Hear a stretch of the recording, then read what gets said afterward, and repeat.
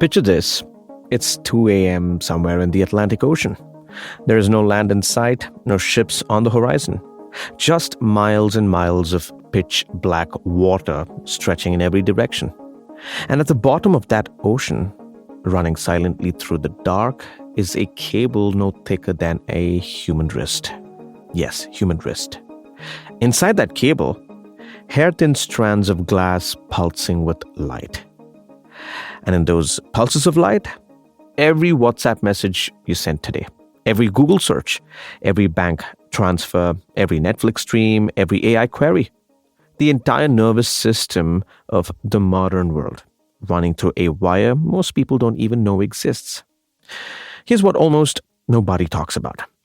India, a country of 1.4 billion people, one of the fastest growing digital economies on the planet, does not have a single direct undersea cable connecting it to the United States. Not one. Every piece of data traveling between India and America today takes a detour through West Asia, through Singapore, through corridors designed decades ago. You see, it's not just an engineering problem. In the age of artificial intelligence, it's a strategic problem. And this week, Google decided it was done waiting for someone else to fix it. You're listening to Nelson John 360. Nelson John 360. Hello, I'm Nelson John, and welcome to the Nelson John 360 podcast, where we go beyond the headlines to bring you the stories that truly shape our world. All right, this week at the AI Impact Summit in New Delhi, the Google CEO Sundar Pichai made an announcement that India's tech world had been waiting to hear for years. Google is building a direct undersea cable between India and the United States. And wrapping inside it is a much larger initiative called America-India Connect. Now, before your eyes glaze over the word cable, stay with me. Because this isn't really a story about cables. It's a story about power, about which countries get to lead the AI era and which ones are left watching from the sidelines. Think of undersea cables the way you think of, highways. Yes. Think about it. If your city has no highway connecting to it to the rest of the country, it doesn't matter how talented your people are or how good your products are. Getting things in and out is always going to be slow, expensive, and unreliable. That's been India's reality in the digital world. Brilliant engineers, massive user base, booming startup scene. But the digital highway connecting India to the global economy, outdated, overloaded, and running through someone else's backyard. America-India Connect changes that. Now let me try and simplify around what's happening here. Google is laying 3 new undersea cables, one going through South Africa, one through Singapore, and one directly connecting Mumbai to Australia. Together, these cables create multiple fresh pathways for data to travel between India and the United States. Faster, more reliable, and crucially, routes that India actually has a stake in. On top of that, Google is building a massive new tech campus in Visakhapatnam, also called Vizag, which is in the East Coast, in partnership with Airtel. I'm talking about a data center so large, it will consume a gigawatt of power. Now, let me put that in perspective. That's the kind of energy that powers a mid-sized city. And this campus in Vizag will serve as the anchor point where these new cables come ashore and connect India to the world.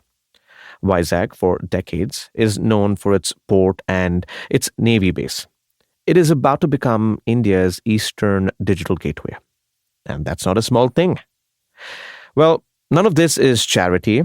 Google has committed $15 billion to India over the next few years, across data centers, cloud infrastructure, AI tools, and now these cables. It's safe to say it's Google's largest investment commitment outside the United States. And that number alone tells you everything about how seriously they're taking India's potential. But let me tell you what makes this more than just a corporate expansion story. Sundar Pichai didn't just talk about cables and data centers at this summit. He spoke about 20 million government employees across 800 districts getting access to AI tools in 18 different Indian languages. He talked about 11 million school students getting AI assistance through Atal Tinkering Labs. Wow. He spoke about a 30 million grant to push AI into scientific research across India. That is a company that isn't just trying to sell cloud storage. That's a company trying to embed itself into the fabric of how India thinks, works, and grows, from the classroom to the cabinet office. Now, here's the part I want you to really sit with. Why does any of this matter to you? The person listening right now, whether you're a student, an entrepreneur, a professional, or just someone trying to make sense of this world. It matters because we're living through the most consequential technology shift in human history. Just like everyone keeps saying, AI isn't here. It's already here, and it's moving faster than any of us can expect. And the countries that have fast, reliable, direct access to the infrastructure powering AI, they're going to have enormous advantages in healthcare, education, business, agriculture, and governance. The countries that don't, they will always be playing catch up. India has the talent. India has the hunger. What India has been missing is the digital backbone to match its ambitions. These cables are that backbone. And here's the other side of this that doesn't get enough attention. Right now, as you're listening to this, Meta is also building its own massive global cable called Project Waterworth. That'll also land in India, by the way. Microsoft just announced it's on track to invest $50 billion globally by 2030 to expand AI access. The world's biggest technology companies are all making the same bet at the same time. That India is not just a large market, it's a central node in the future of the digital economy, or rather the global digital economy. When Google, Meta, and Microsoft are all racing to wire India into the internet's core infrastructure simultaneously, it's not a coincidence. That's a signal. So what does this mean for India going forward? It means that the next time a startup founder in Hyderabad runs an AI model, it'll respond faster. It means a doctor in a rural district using a diagnostic AI tool won't be fighting against a sluggish connection.